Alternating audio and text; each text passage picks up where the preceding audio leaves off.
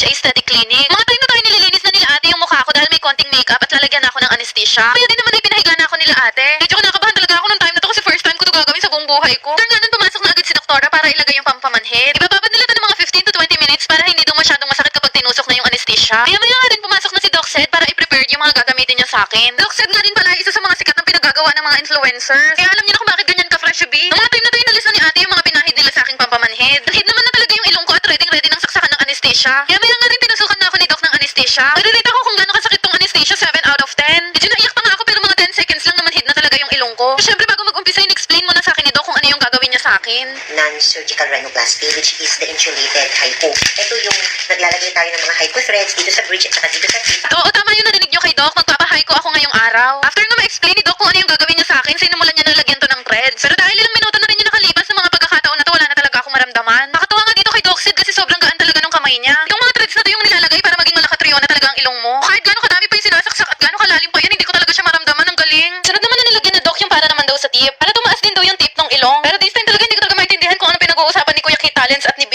Di pa nga tapos yung ginagawa sa akin ni Doc pero nagulat na yung lahat kung gaano kaganda yung bridge ng ilong ko. Grabe, ang galing, ilang threads lang talaga yung nilagay ni Doc pero sobrang ganda na ng bridge. Sobrang na-amaze ako nung nakita ko yung itsura ko. Hindi ko kasi talaga na-expect na ganito kaganda yung magiging outcome. Isipin niyo naman kasi 15 minutes lang ako nakahiga doon. As in, ganun lang kabilis yan ginawa ni Doc sa akin. Sobrang perfect talaga ng ginawa niya sa akin at recommended ko talaga tong si Doc Sed. Sa mga nagtatanong kung gaano kasakit, promise mga 3 out of 10 lang as in hindi siya masakit. Mga gusto magpa-enhance kagaya ko, o yun para sa sarili